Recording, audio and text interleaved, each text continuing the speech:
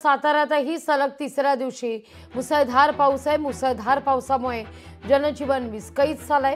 कोयना आणि वीर धरणांमधून पाण्याचा विसर्ग मोठ्या प्रमाणावर वाढवण्यात आलाय। नदीकाठच्या गावांना सतर्क राहण्याचा इशारा आहे। तर आणखीन एक महत्त्वाची बातमी साताऱ्यातली। सातारा जिल्ह्यातील प्रमुख धरणं तब्बल 98% अधिक भरलेली आहेत। कोयना धरणाची पातळी ही जवळपास 2162 फुटांवर पोहोचलेली आहे। साठा 98%वर आहे।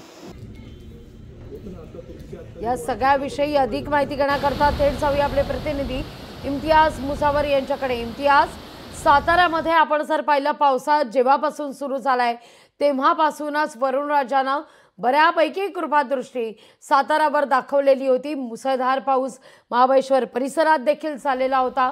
तुम्ही सातत्याने त्याचं अपडेट आमच्यापर्यंत पोहोचवत होतात। आज आता परतीच्या पावसाची जेव्हा चर्चा होतीये राज्यातून, तेव्हा देखील साताऱ्यात पावसाचं धुमशान आहे।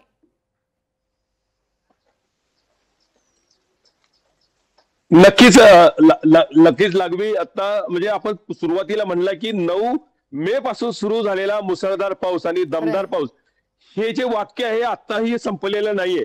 दरम्यानच्या काळामध्ये मध्यंतरी 15 दिवस पावसाने पूर्णतः विश्रांती घेतली होती। मात्र संपूर्ण 9 मे पासून 15 सप्टेंबर पर्यंत हा जो पडलेला मुसळधार पाऊस, दमदार पाऊस, ही आजही सध्या परतीचा पाऊस सुरू होत असतानाच या ठिकाणी सुरू आहे।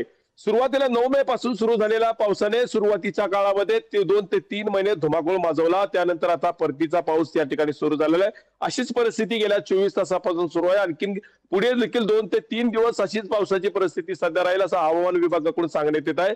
सगळ्यात मोठा पावसाचा महाराष्ट्रात सगळ्यात जास्त पावसाचा विभाग म्हणून महाबळेश्वर, नवजा, कोयना, पाटण हा परिसर ओळखला जातो। यामध्ये सगळ्यात देशात सगळ्यात जास्त पाऊस पडलेला आहे तो पाटण तालुक्यातील एका गावामध्ये त्या ठिकाणी पडलेला आहे। तिकडे 6000 मिलीमीटर पेक्षा जास्त पाऊस त्या ठिकाणी पडलेला आहे। तर महाबळेश्वर त्याच्या पाठोपाठ महाबळेश्वरमध्ये 5600 मिलीमीटर पावसाची नोंद झाली।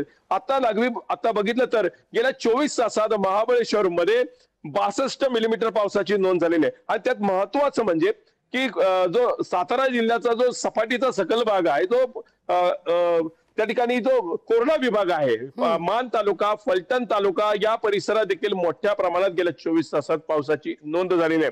दरम्यान आता सुरुवातीला जो मे महिन्यात सुरू झालेला पाऊस आहे की जून महिन्यामध्ये खरीप हंगामाची पेरणी त्या ठिकाणी सुरू होती, मात्र ती पेरणी देखील करता आली नाही। त्यातून कुठेतरी पावसाने थोडीशी विश्रांती घेतली आणि त्यामध्ये शेतकऱ्यांनी या पावसामध्ये बऱ्याच ठिकाणी खरीप हंगामाची पेरणी देखील केली। मात्र आता सध्या परतीचा पाऊस आहे, ती केलेली पेरणी पीक आता मोठ्या हातातोंडाला आलेलं आहे। उदाहरणार्थ सोयाबीन, घेवडा, भुईमुग ही पिकं आता सध्या काढणी आता सध्या शेतकऱ्यांची सुरू आहे। मात्र या गेल्या 24 तासामध्ये सुरू असणाऱ्या पावसामुळे आता शेतकऱ्यांचं देखील या पीक काढणीच्या वेळी देखील मोठ्या प्रमाणात नुकसान झालं असल्याचं पाहावयास मिळतंय।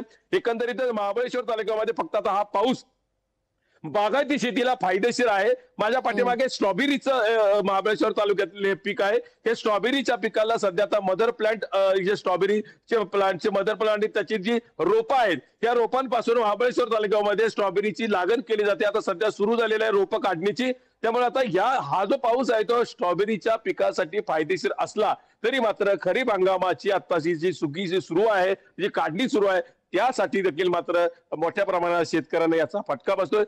सुरुवातीला आलेला पाऊस आणि परतीचा भाग या दोन्ही पावसानं मोठ्या प्रमाणात महाराष्ट्रासह सातारा जिल्ह्यात मोठ्या प्रमाणात शेतकऱ्यांचं नुकसान केलेलं आहे। लागली